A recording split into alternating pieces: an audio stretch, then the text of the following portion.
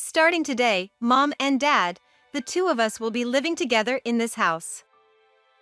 Even if you say that so arbitrarily. What about nursing care of your mother?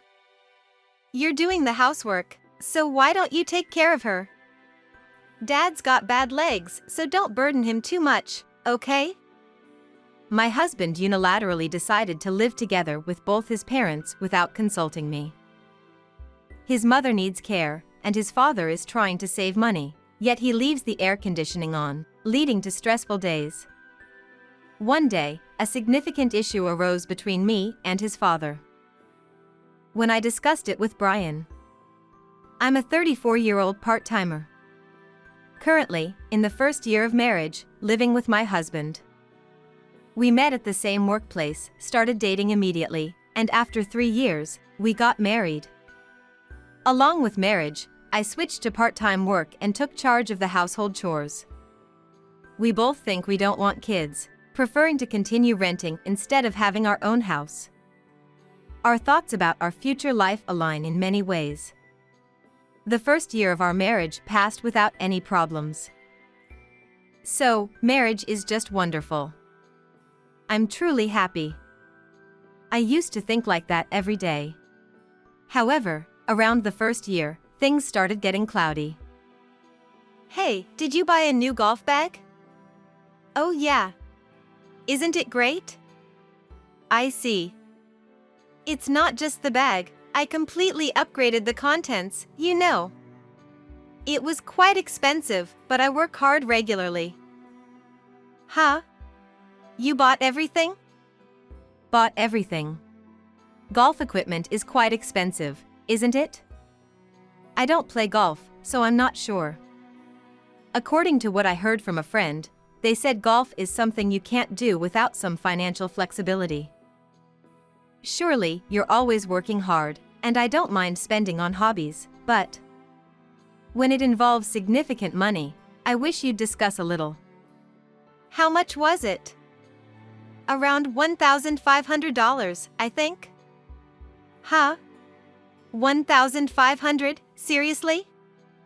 It got a little expensive, but this is also an initial investment. It's not about that.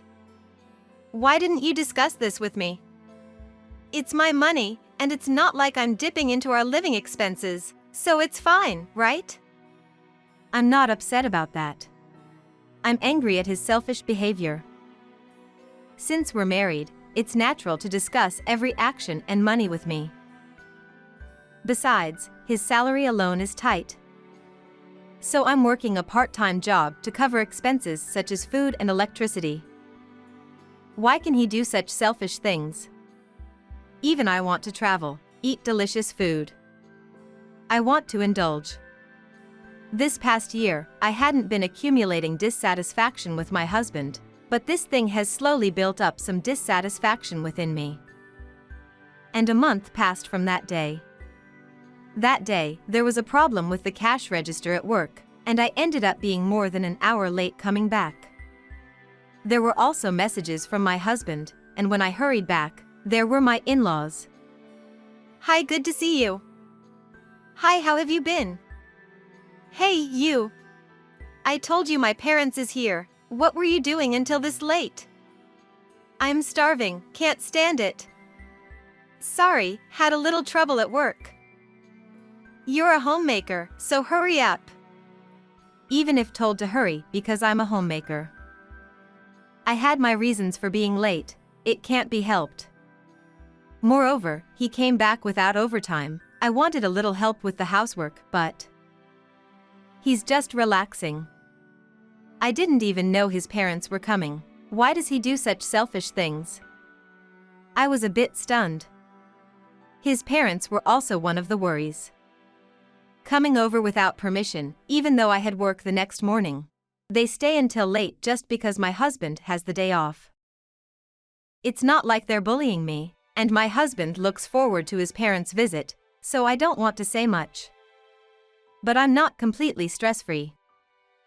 Can you go get some beer? There's only one bottle left. Huh? Right now? Yeah, so? It's Friday today, it's fine. It's already 11 p.m. Are you planning to drink until morning? I have work from tomorrow morning. My parents are here, don't say things that'll ruin the atmosphere. Even I was busy with work and house chores since this morning, and today, after over an hour of register trouble, I'm fatigued. I want to go to bed soon because tomorrow will be early again. I have no time for a bath. If I try to sleep, I'm scolded not to spoil the mood. It's truly tiring. Please let me rest a bit at night. I'm different from him who sleeps until noon on days off and goes out to play golf in the afternoon. When we were newly married, I wasn't often irritated by his actions, but lately, I've felt more dissatisfaction than happiness. And so, one day, after almost a year had passed, he came back at noon. There was no notice, and he arrived pale-faced. But as soon as he entered the house, he uttered slowly, "My older brother passed away." Huh? Your brother? It was a traffic accident. Upon hearing from her husband about the traffic accident that took the life of my brother-in-law, I was speechless. As he was truly lively and kind, I couldn't believe it at first, but looking at my husband's face, I understood the truth immediately. He truly loved his family, so feeling very down, I worried if he would be able to recover for a while. With that in mind, I had to support my husband. Now, more than ever, we have to support each other as a couple. I pledged in my heart and stayed even closer to him than before. What I could do was to ease his burden in any way possible. I was determined to do everything for that purpose. That's how I felt. Later on, I helped with the funeral arrangements, discussed inheritance with a lawyer, and kept doing whatever needed to be done. 3 months had passed. Hey, this evening, my mom and dad are coming here. Prepare some food and stuff, okay? Huh? I've got to go somewhere now. Take care of it. After saying that, he went somewhere. He didn't tell me where he was going. His parents were coming. What on earth could this mean? All matters regarding my brother-in-law had been concluded, so maybe they were coming for a meal after a long time. I thought and hurried to the store to start preparing dinner. Probably, facing their child's death, his parents must be mentally exhausted. I prepared their favorite food and their preferred alcohol as my husband had informed me. Then around 6:30 that day, my husband returned with his parents. There's quite a bit of luggage. Help me out. Luggage. What's with this much stuff? What do you mean? We're living in this house from today, so I brought a lot of things. There are still some items left at my parents' place, but I plan to move them in tomorrow or something. Huh? Living together in this house from today. What does that mean? I haven't heard anything about this. My husband wore a face as if it were the most natural thing. Carried in the luggage, and there wasn't even a greeting or explanation from his parents. Being unaware of the meaning of the situation, I, alone in confusion, helped to bring the luggage into the house, feeling uncomfortable and confused. Living together from now on. What exactly does that mean? I haven't heard anything about it. We've got spare rooms, it's no big deal. It's not about that. Explain properly. How exactly did this living together arrangement come about? And what about the financial aspects? It's not about the size of our house, like if there are enough rooms to live together. It's not that I dislike his parents, but living together is another matter. I have my privacy too, and if we're going to be living together indefinitely, I need to prepare myself for various things. It might not matter to my husband as they are his real parents, but to me, they're in-laws, complete strangers I've never met before we got married. He should understand this with a little thought. But he seemed as if he hadn't considered me at all. Besides, I sensed something odd about my mother-in-law while they were moving in. Usually, she greets me immediately upon seeing me, but today, she completely ignored me. She stared at me with eyes as if I were a complete stranger. What did I do, or maybe, did she feel uncomfortable seeing my face, unable to hide my dissatisfaction with their sudden visit? Well, anyway, this is not a situation I can understand without an explanation from my husband. Actually, it seems like Mom is suffering from dementia, so Dad asked us to live with them. Dementia. Yeah, that's right. So, we're the ones taking care of them. But then, you could have discussed it with me. Whether I discussed it with you or not, the result wouldn't have changed, right? Certainly. I understand what he is saying. But that doesn't mean it's okay to make such a crucial decision without saying anything. It's something even a young kid would understand. I'm not living alone, so I want my concerns to be considered a bit more. Moreover, if my mother-in-law needs caregiving, there could have been ways like hiring a caregiver. Or perhaps selling the in-laws' house and moving closer to ours. I'm not working full-time, but I'm busy every day with housework and a part-time job. Plus, there's only one spare room for one person. I think it's way too cramped for both in-laws. This decision isn't something that should be made so easily. I've been thinking about this for a while, but why is my husband so selfish? Even though he would definitely get angry if I did the same. He thinks he'll be forgiven no matter what he does. The so-called domineering husband. Maybe I just didn't notice, but this might be his true nature. Thinking about it, the future ahead seems troubling. However, they've already moved, so there's no turning back. So, about future financial discussions, are they settled properly? Well, they said they are going to take care of their own money. There shouldn't be any issue, right? Really? My older brother never married, so it seems that they inherited quite a fortune from him. So, it should be completely fine.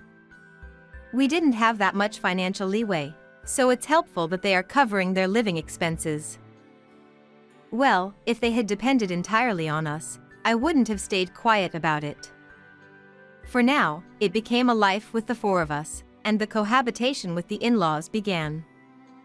However, this cohabitation was by no means a pleasant experience. Hey, I heard you had an argument with Dad today? Not an argument. He ordered sushi delivery on his own and asked me to pay. It's not once or twice, and if he orders good food, he should be the one paying.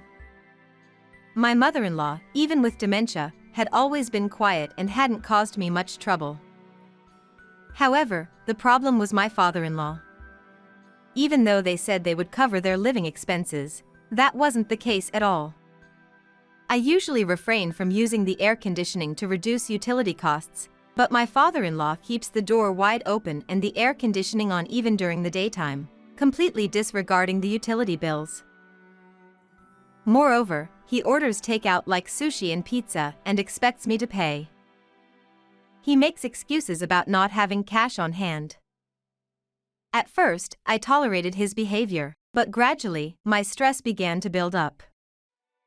We are providing them with a place to stay, so I want a little respect for my wishes. I'm not asking them to do the household chores or pay the rent. Just handle your own affairs by yourself. That's all. However, despite saying such things, my father-in-law doesn't listen at all, and my husband sides with him rather than me. Can't you pay for that much? I'm paying that from my part-time job money, you know? I haven't even been repaid. Why are you so stingy? Stingy? Who do you think makes it possible for you to eat? You better understand that. What is he saying? Does he want to imply it's all because of him? If he is earning all the rent and living expenses and even providing a maid, then maybe what he said is correct. but considering how much I'm contributing.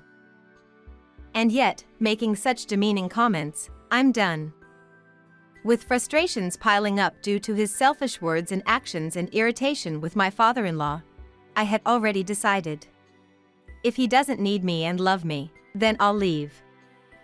So, I made up my mind and packed my things. My husband made no effort to stop me from leaving. I thought he'd at least try to stop me a bit, but if he won't, I can leave with a clear conscience.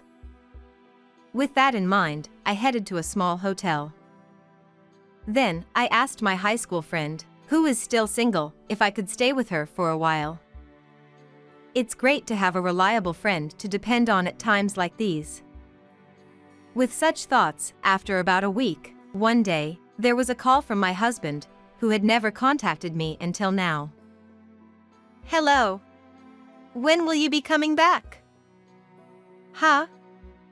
Things are tough here because you're not around. Come back soon. Not a single contact for a week, not even an apology. Truly lacking in basic human decency. Well, I'm not expecting anything from him at this point, and even if he were to apologize, I wouldn't accept it. Why do I have to come back? Because ever since you left, the expenses have become abnormal. Just 2 days ago, the utility bill came, and it's too high. It's because there's someone who constantly keeps the air conditioning at full blast, unlike me. Also, the meals. If you eat out almost every day, of course, it will be expensive. Due to his low income, I was covering our living expenses with my part-time job. That's why I used to go shopping during the supermarket's sale hours, and tried my best to reduce the utility bills.